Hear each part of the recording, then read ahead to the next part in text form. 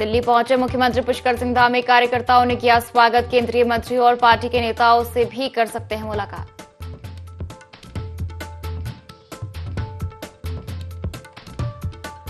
डोईवाला पहुंचे कांग्रेस के नवनियुक्त प्रदेश अध्यक्ष गणेश गोदियाल, कार्यकर्ताओं ने किया जोरदार स्वागत। 2027 के विधानसभा चुनाव में सरकार बनाने का किया दावा।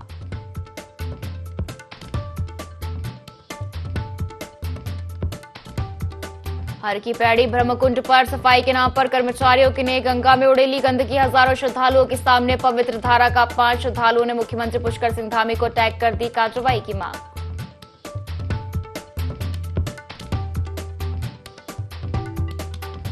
उत्तराखंड में अब चारों धामों में हेली की शटल सेवाएं होंगी संचालित। बद्रीनाथ धाम के लिए टेंडर किए जारी। केदारनाथ धाम और हेमकुंड साहिब के लिए हेली सेवा पहले से है संचालित। गंगोत्री और यमुनोत्री धाम में भी हेली सेवा होगी शुरू।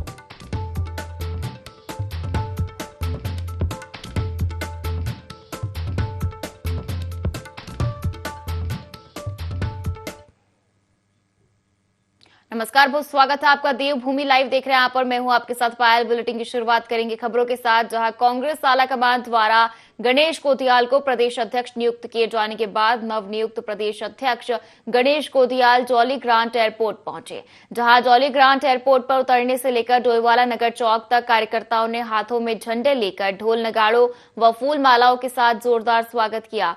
प्रदेश अध्यक्ष गणेश गोदियाल के साथ कांग्रेस इलेक्शन मैनेजमेंट कमेटी के अध्यक्ष डॉक्टर हरक सिंह रावत मौजूद रहे। हरक सिंह रावत ने कहा कि कांग्रेस उत्तराखंड में महिलाओं व नौजवानों के हितों की लड़ाई को लड़ेगी। जिला अध्यक्ष मोहित उनियाल ने कहा कि कार्यकर्ताओं में जोश है और नवनियुक्त प्रदेश अध्यक्ष को लेकर खुशी है। आने वाले 2027 के विधानसभा चुनाव में कांग्रेस प्रदेश में अपनी सरकार बनाएगी और भाजपा के झूठ को जनता के सामने लाने का काम करेगी।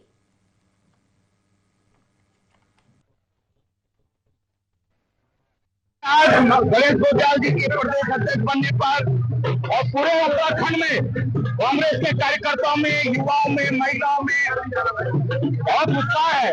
और ये निश्चित रूप से उत्तराखंड में जो भारतीय जनता पार्टी की सरकार ने पिछले 9 साल में उत्तराखंड के नौजवान, किसान, महिलाओं के साथ उत्पीड़न किया, शोषण किया है, ये उत्साह उसके खिलाफ की एक लहर पैदा हो गई है। और निश्चित रूप से कांग्रेस उत्तराखंड के तमाम नौजवानों की लड़ाई को लड़ेगी, महिलाओं की लड़ाई को लड़ेगी। जो महिलाओं के साथ लगातार उत्पीड़न हो रहा है उसके उनके सम्मान की लड़ाई को लड़ेगी।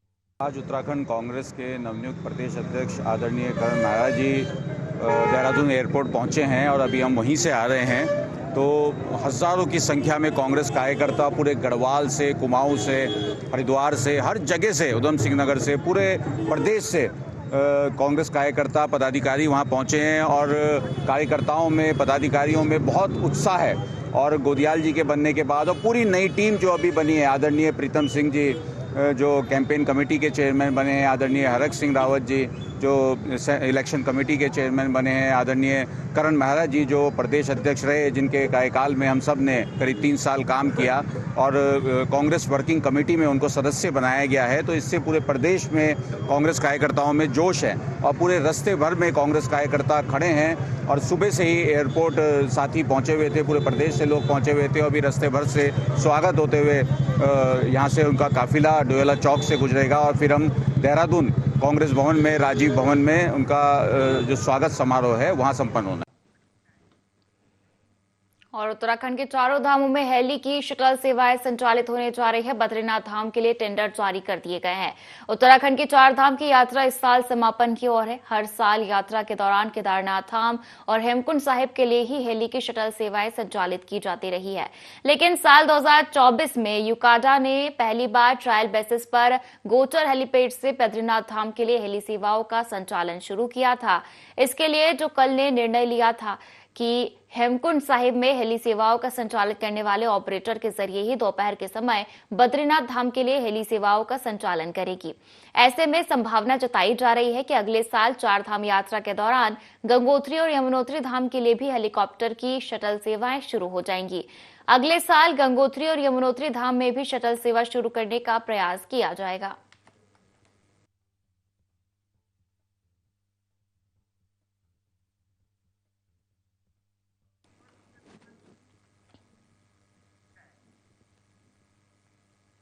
और आपदा के दौरान क्षतिग्रस्त हुई सड़कों की मरम्मत का कार्य अब पूरा कर लिया गया है। लोक निर्माण विभाग यानी पीडब्ल्यूडी के सचिव पंकज कुमार पांडेय ने बताया कि आपदा के बाद जिन रास्तों को नुकसान पहुंचा था उन्हें चालू कर दिया गया है। वहीं जिन स्थानों पर बड़े पैमाने पर मरम्मत की आवश्यकता थी उनके लिए एस्टीमेट तैयार कर स्वीकृति की प्रक्रिया जारी है। सचिव ने कहा कि माननीय मुख्यमंत्री के निर्देशानुसार राज्य की सभी सड़कों को गड्ढा मुक्त कर दिया गया है। इसकी क्रॉस जांच के लिए भी सभी जिलाधिकारियों को निर्देश दिए गए हैं कि वे अपने स्तर से सड़कों की स्थिति की समीक्षा करें। अगर किसी जनपद में कोई सड़क छूट गई है या अतिरिक्त कार्य की आवश्यकता है तो विभाग तुरंत उस पर काम करेगा। उन्होंने यह भी बताया कि जिन अधिकारियों ने निर्धारित समय में कार्य पूरा नहीं किया उनके खिलाफ कार्रवाई की जा रही है। आपदा में जो डैमेज हुआ था उसको हम लोग ने रोड चालू कर लिया था हर जगह पे, और जो बड़े काम है उस पे हम लोग एस्टीमेट बना के उसको सैंक्शन करने की कार्रवाई कर रहे हैं इस टाइम। जो निर्देश थे माननीय मुख्यमंत्री जी के कि सारे सड़कों को हम लोग गड्ढा मुक्त करेंगे, उस पे हम लोग ने काम पूरा कर लिया है। इसको क्रॉस चेक करने के लिए मैंने सभी जिलाधिकारियों को रिक्वेस्ट किया है कि वो अपने स्तर से जिला स्तरीय अधिकारियों से चेक करवा लें। अगर उनके जनपद में कोई सड़क अभी भी रह गई है या उनको लगता है कि किसी और एडिशनल किसी सड़क पे काम करना है तो वो हमको बताएंगे, तो हम लोग उसको भी टेकअप कर लेंगे। कहीं कहीं पे ये बीच में शिकायत मिली थी कि कुछ सड़कें रह गई हैं जिस पे नहीं काम हुआ, मीडिया के माध्यम से या जनप्रतिनिधियों के माध्यम से हमारे पास खबर आई थी। उन सड़कों को भी हम लोगों ने काम कर लिया है और जो इस तरह के अधिकारी हैं उनके खिलाफ कार्रवाई भी प्रस्तावित की जा रही है कि समय जब एक बार निर्धारित किया गया तो उस समय में क्यों नहीं किया गया काम। तो अभी तक पूरा कर लिया गया है, कहीं और खबर आती है तो उसको भी हम लोग उस पर भी। और राजधानी देहरादून के संस्कृति प्रेक्षागृह में देवभूमि विकास संस्थान और दून यूनिवर्सिटी के मनोविज्ञान विभाग की तरफ से प्री वेडिंग काउंसलिंग कार्यक्रम का आयोजन किया गया, जिसमें सभी विशेषज्ञों के साथ गढ़ी कैंट विधायक सविता कपूर और डोईवाला विधायक ब्रजभूषण गैरोला मुख्य अतिथि के रूप में शामिल हुए। वहीं कार्यक्रम में देहरादून के विभिन्न यूनिवर्सिटी के छात्र छात्राओं ने भी हिस्सा लिया, जिसके चलते देवभूमि विकास संस्थान के संरक्षक और हरिद्वार के सांसद त्रिवेंद्र सिंह रावत ने कहा कि हमारे देश में विवाह को 7 जन्मों का बंधन माना जाता है, लेकिन अब यहां पर तलाक जैसी कुप्रथा भी बढ़ रही है। साथ ही उन्होंने कहा कि सभी मनोवैज्ञानिक, समाजशास्त्री और काउंसलर के साथ बातचीत होने के बाद हम इस निर्णय पर पहुंचे हैं कि हमें वैवाहिक जीवन में जाने से पहले कई परामर्शों से गुजरना चाहिए।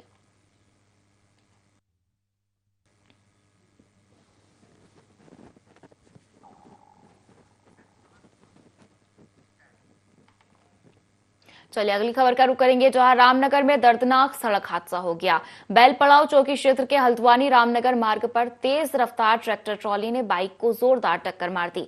टक्कर इतनी जबरदस्त थी कि युवक की मौके पर ही मौत हो गई, वहीं उसका साथी गंभीर रूप से घायल हो गया। दोनों को तुरंत रामनगर सरकारी अस्पताल लाया गया, जहां युवक को मृत घोषित कर दिया। वहीं गंभीर रूप से घायल युवक को प्राथमिक उपचार के बाद अस्पताल में भर्ती किया गया है। हादसे की सूचना पर पुलिस अस्पताल पहुंची और पूरे मामले की जांच शुरू कर दी। पेशेंट आए थे हमारे पास। एक तो ब्रॉड डैडी आए हैं जिनका नाम राशिद है, उसकी उम्र 25 साल है। एक्सीडेंट का गेबुआ में हुआ था। और एक पेशेंट है सलमान, जिसके उल्टे पैर में चोट है, उसको एक्सरे के लिए भेज दिया गया है। अभी एक्सरे के बाद जो भी होगा फिर अभी एडमिट करेंगे, फिर जो भी सर्जरी वगैरह बनी है उसकी यहीं पे हमारे हॉस्पिटल में हो जाएगी। खटीमा से खबर है, जहां कार्य से विरत रहने के संबंध में बार काउंसिल ऑफ उत्तराखंड के सदन की आकस्मिक वर्चुअल बैठक में लेकर निर्णय विषयक, जिसमें बार एसोसिएशन देहरादून में हो रहे धरना प्रदर्शन को संज्ञान लेते हुए अधिवक्ताओं के कल्याणार्थ को बार काउंसिल ऑफ उत्तराखंड के सदन की वर्चुअल आकस्मिक बैठक आहूत कर सर्वसम्मति से निर्णय लिया गया कि प्रदेश में किसी भी स्थान पर राज्य सरकार द्वारा न्यायालय के भवन का निर्माण कराया जाता है तो उस परिसर में अधिवक्ताओं के चैम्बर का निर्माण भी राज्य सरकार द्वारा कराया जाए। Bar council of Uttarakhand Nainital के सदन द्वारा लिए गए निर्णय के अनुसार इस संबंध में प्रधानमंत्री, मुख्यमंत्री, मुख्य न्यायाधीश उच्च न्यायालय उत्तराखंड को ज्ञापन या प्रार्थना पत्र प्रेषित किया गया है। वहीं सहायक चुनाव अधिकारी एडवोकेट जनरल सिंह ने मांग करते हुए कहा कि हमारी मांगों को शासन प्रशासन तत्काल प्रभाव से पूर्ण करे, अन्यथा उग्र आंदोलन पर मजबूर होंगे। आज बार काउंसिल ऑफ उत्तराखंड के तत्वाधान में हमने जो है एक यहाँ पर जो है हड़ताल कर रखी है। हमारा विशेष उद्देश्य है कि हमारी जो भी हमारे उत्तराखंड के अधिवक्ता हैं उनके लिए सुलभ चैम्बरों का निर्माण हो और उनके लिए बैठने की उचित व्यवस्था हो और अपने हमारे अधिवक्ताओं के जो हित में जो भी कार्य होगा वो कार्य हो। देहरादून में एक चैम्बर्स का विवाद चल रहा था, बाकी अदर्स कोर्टों में भी चैम्बर नहीं मिल रहे हैं, तो उसके समर्थन में बार काउंसिल ऑफ उत्तराखंड के आह्वान पे हम लोग आज यहाँ पे पूर्ण रूप से कार्यरत हैं। एटीएम कोर्ट हो गया, खटीमा न्यायिक, हमारे म्युनिसिपल कोर्ट हो गए, डिस्ट्रिक्ट कोर्ट है, अदर्स कोर्ट जो है पूरे स्टेट के लगभग सब आज स्ट्राइक पे है। और हम यही चाहते हैं कि शासन प्रशासन जो भी जुडिशरी हमारा पूरा जो हमारी मांगे हैं तत्काल प्रभाव से पूर्ण करें, नहीं तो हम उग्र आंदोलन के लिए आगे बार काउंसिल उत्तराखंड के आह्वान पे हम उग्र आंदोलन करने को तत्पर रहे। और राजाजी टाइगर रिजर्व पर्यटकों के लिए खोल दिया गया है। चीला रेंज के कपाट खोलकर वन्य जीव प्रतिपालक चित्रांजलि नेगी ने सफारी सीजन की शुरुआत की। वन क्षेत्राधिकारी बीडी तिवारी ने बताया कि रिजर्व जैव विविधता से समृद्ध है, जहां लगभग 300 हाथी और 50 से अधिक बाघ विचरण करते हैं। शांत और हरियाली से भरे जंगल में पर्यटक रोमांच और प्रकृति का आनंद लेते हैं।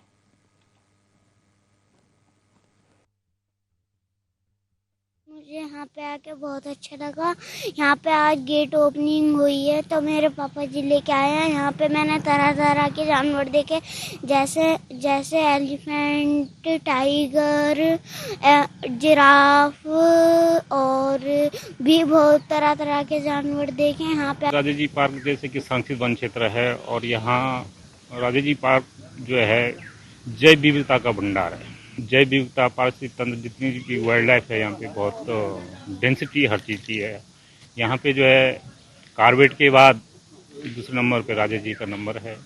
और हमारे इस जोन में जो कि ईस्टर्न पार्ट राजाजी का है, चीला रेंज है, यहाँ पे 300 से ऊपर एलिफेंट्स और 50 से ऊपर जो है टाइगर की यहाँ पे रहते हैं।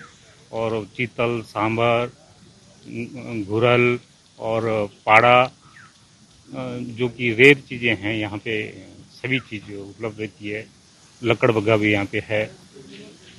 तो पर्यटन की दृष्टि से और प्रकृति का एंजॉयमेंट के लिए जो यहाँ पे पर्यटकों के लिए देहरादून के रेंजर ग्राउंड में आयोजित आदि गौरव महोत्सव में मुख्यमंत्री पुष्कर सिंह धामी मुख्य अतिथि के रूप में शामिल हुए। भगवान बिरसा मुंडा की जयंती पर आयोजित इस कार्यक्रम में मुख्यमंत्री ने सभी को जनजातीय गौरव दिवस की शुभकामनाएं दी और बिरसा मुंडा को नमन किया। उन्होंने कहा कि यह महोत्सव जनजातीय समाज की परंपराओं, वीरता, संस्कृति और आस्था का उत्सव है, जो जनजातीय कलाकारों को अपनी प्रतिभा प्रदर्शित करने का अवसर देता है और समाज को उनकी समृद्ध संस्कृति से परिचित कराता है। महोत्सव हमारी पहचान, हमारी जड़ों और जनजाति समाज की विराट संस्कृति से साक्षात्कार का भी अवसर है। ऐसे कार्यक्रम हमें बताते हैं कि हमारी विविधता ही हमारी सबसे बड़ी ताकत है, सबसे बड़ी हमारी धरोहर है, हमारी सबसे बड़ी विरासत है, हमारी सबसे बड़ी पूंजी है। इस भव्य कार्यक्रम को आयोजित करने के लिए मैं जनजातीय शोध संस्थान TRI उत्तराखंड और जनजाति कल्याण विभाग और समाज कल्याण विभाग को बहुत बधाई देता हूं हृदय से। मैं आज के इस विशिष्ट अवसर पर भगवान बिरसा मुंडा जी की बात करूं तो वो कोई साधारण व्यक्तित्व नहीं थे, बल्कि संघर्ष, स्वाभिमान और संगठित शक्ति के प्रतीक थे। उनकी विचारधारा हमें बताती है कि जब तक समाज की सबसे कमजोर कड़ी मजबूत नहीं होगी तब तक देश मजबूत नहीं हो सकता है। आदरणीय प्रधानमंत्री श्री नरेंद्र मोदी जी के नेतृत्व वाली सरकार ने जनजाति समाज के बजट को 3 गुना बढ़ाकर भगवान बिरसा मुंडा जी को सच्ची श्रद्धांजलि देने का काम किया है। मैं आदरणीय मोदी जी का जनजाति समाज के प्रति सम्मान और संबंध, ये उनके प्रति उनकी सम्मान और संवेदनशीलता का एक प्रमाण है कि प्रत्यक्षम किम प्रमाणम, आपके कामों से सब कुछ दिखाई देता है। आदरणीय प्रधानमंत्री जी देश के ऐसे पहले प्रधानमंत्री हैं जिन्होंने इस प्रकार के ऐतिहासिक कार्यों को आगे बढ़ाने का काम किया है। आज जनजाति समाज को एकलव्य मॉडल स्कूल, प्रधानमंत्री जनजातीय उन्नत ग्राम अभियान, वन धन योजना, प्रधानमंत्री जनजातीय विकास मिशन, विभिन्न पशुपालन और कृषि संबंधित योजनाओं के माध्यम से समाज की मुख्य धारा से जोड़ने का काम किया जा रहा है। मुझे ये बताते हुए खुशी हो रही है कि प्रधानमंत्री जनजाति उन्नत ग्राम अभियान के तहत उत्तराखंड के 128 गांवों का चयन किया गया है। इन चयनित गांवों में अब बुनियादी सुविधाओं के विकास के अलावा आर्थिक सशक्तिकरण, बेहतर शिक्षा और स्वास्थ्य सेवाओं को बढ़ाया जाएगा। हर दृष्टि से उनका योजन किया जाएगा, नियोजन किया जाएगा और भविष्य की संभावनाओं के मद्देनजर उनके विकास को आगे बढ़ाया जाएगा। भाइयों बहनों, हमारी डबल इंजन की सरकार भी प्रदेश के आदिवासी और जनजातीय समुदाय को अनेक प्रकार की सुविधाएं देकर उनके जीवन स्तर को बेहतर बनाने की दिशा में प्रयास कर रही है, कार्य कर रही है। आज हमारे प्रदेश में 4 आदर्श एकलव्य विद्यालय कालसी, मेहरवना, बाजपुर व खटीमा में संचालित किए जा रहे हैं, जिनमें जनजातीय समुदाय के विद्यार्थियों को निःशुल्क शिक्षा एवं हॉस्टल की सुविधा प्रदान की जा रही है। और खबरों में आगे बढ़ेंगे। जहां लक्सर में बाइक सवार हमलावरों ने सेठपुर गांव के युवक पर ताबड़तोड़ गोलियां चला दी। युवक का नाम मनीष बताया जा रहा है। मनीष साथियों के साथ लक्सर आया था। जिला सहकारी बैंक के पास घात लगाए बैठे हमलावरों ने उस पर फायरिंग की, जिसमें एक गोली उसके पैर को चीरते हुए निकल गई और दूसरी कमर में लगी। हालत गंभीर होने पर उसे देहरादून हायर सेंटर रेफर किया गया। परिजनों ने पुराने विवाद को हमले की वजह बताया है। कोतवाली प्रभारी राजीव रौथाण ने घटना की पुष्टि करते हुए कहा कि तहरीर मिलते ही आरोपियों पर सख्त कार्रवाई की जाएगी। वहाँ पहले से एक राय उभर के खड़े हुए काली नाम है एक लड़के का, और एक आंसू है और एक उज्ज्वल है। तीनों लोगों के द्वारा उस पर फायर झोंक दिया गया, जिसमें गोली एक पैर जो है खब्बे पैर से निकल कर चली गई है और दूसरी जो गोली है वो कमर में रुकी हुई है अभी तक, जिसको पप्पू नर्सिंग होम में भर्ती कराया गया और वहाँ से उसका रेफर जो है हायर सेंटर कर दिया गया। और इसी संदर्भ में कोतवाली में तहरीर दी गई और तहरीर में इंस्पेक्टर साहब ने आश्वस्त किया कि सभी लोगों की गिरफ्तारी कर अभियुक्त को निगत किया जाए। और लक्सर के मेन बाजार में बीती रात एक गारमेंट्स की दुकान में आग लग गई। आग इतनी तेज थी कि दुकान में रखा लाखों का सामान जलकर राख हो गया। सूचना पर पहुंची फायर ब्रिगेड ने कड़ी मशक्कत के बाद आग पर काबू पाया, लेकिन तब तक पूरी दुकान जल चुकी थी। बताया जा रहा है कि आग शॉर्ट सर्किट की वजह से लगी। दुकानदार शिव कुमार ने बताया कि वह रोज की तरह शाम को दुकान बंद कर घर गया था।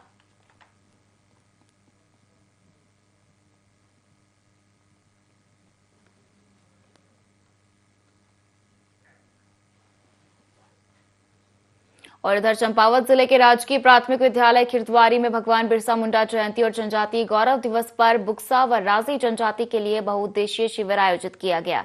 शिविर में आधार सेवाओं, यूसीसी पंजीकरण सहित विभिन्न विभागों की योजनाओं से ग्रामीणों को लाभ पहुंचाया गया।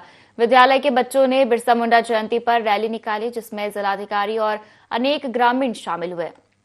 रैली के बाद जिलाधिकारी ने ग्रामीणों की समस्याएं सुनकर अधिकारियों को त्वरित कार्रवाई के निर्देश दिए। इसके साथ ही उन्होंने ग्राम क्षेत्र का निरीक्षण कर विकास कार्यों को गति देने हेतु आवश्यक निर्देश जारी किए।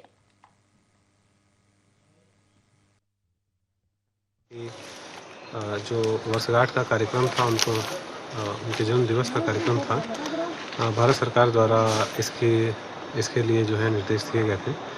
उसी क्रम में आज हमारे वनराजी गांव खिरदवारी में हम लोग सभी समस्त विभाग यहाँ उपस्थित हुए और यहाँ पे जो स्थानीय हमारे वनराजी समुदाय के लोग हैं, यहाँ के जो स्थानीय जनप्रतिनिधि रहे, आप सभी यहाँ उपस्थित हुए और अपने यहाँ के स्थानीय समस्याओं के विषय में भी अवगत किया।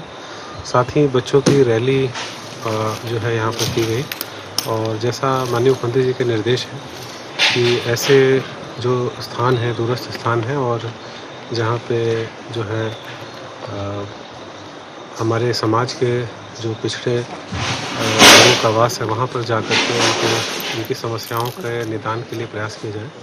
उसी क्रम में सभी हमारे शासकीय अधिकारी यहाँ उपस्थित हुए और सभी ने यहाँ पे विभिन्न प्रकार के बहुउद्देशीय शिविर का यहाँ पर आज यहाँ पे अपने अपने स्टॉल्स।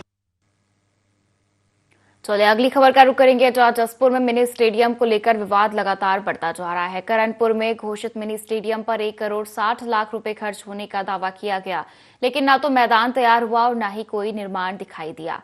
खेल प्रेमियों ने सालों से स्टेडियम की मांग उठाई, लेकिन चुनावी मौसम के अलावा यह मुद्दा कभी आगे नहीं बढ़ पाया। उत्तराखंड राज्य आपदा प्रबंधन प्राधिकरण के उपाध्यक्ष विनय रुहेला ने बड़ा खुलासा किया कि सरकार की ओर से न कोई नोटिफिकेशन जारी हुआ और न खेल विभाग ने कोई बजट दिया। ऐसे में सवाल उठ रहे हैं कि यह पैसा आया कहां से और खर्च कहां हुआ। उन्होंने इस पूरे मामले की जांच की मांग की। उधर जसपुर में स्टेडियम के लिए जमीन का मसला अभी भी अटका है, क्योंकि सिडकुल की भूमि औद्योगिक उपयोग के लिए चिन्हित है और वहां स्टेडियम बनना मुश्किल माना जा रहा है। मुद्दा भारतीय जनता पार्टी के सभी कार्यकर्ताओं की परिकल्पना में रहता है कि मिनी स्टेडियम खुले, और मिनी स्टेडियम को मनोज पाल जी जब जिले में महामंत्री थे तो हम सब ने मिलकर, सभी कार्यकर्ताओं ने मिलकर वो प्रयास किया था बहुत जोर शोर से। मनरेगा के माध्यम से मिनी स्टेडियम बनाने का पैसा भी स्वीकृत करा दिया था। करणपुर के अंदर मिनी स्टेडियम की स्वीकृति की अप्रूवल हुई थी, लेकिन वो चूंकि दूर हो गया था इसलिए वो रुक गया प्रोसेस कि भाई काफी दूर है जसपुर से। इस कारण से देखिए जो विषय वर्तमान में चल रहा है उसमें बहुत स्पष्ट बात है कि यदि वो मिनी स्टेडियम पर 1 करोड़ 60 लाख रुपए लगे हैं तो 1 करोड़ 60 लाख रुपए किस विभाग के लगे हैं? अगर वो मिनी स्टेडियम है तो स्टेडियम बनता है खेलकूद विभाग के माध्यम से। तो खेलकूद विभाग के माध्यम से यदि मिनी स्टेडियम बनेगा तो खेलकूद विभाग को 1 करोड़ 60 लाख रुपए शासन से मिलने चाहिए। फिर वो खेलकूद विभाग 1 करोड़ 60 लाख रुपए लगाएगा। खेलकूद विभाग तब लगाएगा जब खेलकूद विभाग को शासन की अधिसूचना प्राप्त होगी, नोटिफिकेशन होगा। तो बिना नोटिफिकेशन के 1 करोड़ 60 लाख रुपए कहां से प्राप्त हो गए?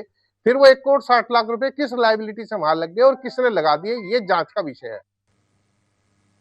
और खबरों में आगे पढ़ेंगे जहां औली, जोतरमठ और चमोली क्षेत्र में 2 दिवसीय बर्ड काउंट अभियान की शुरुआत हो गई है।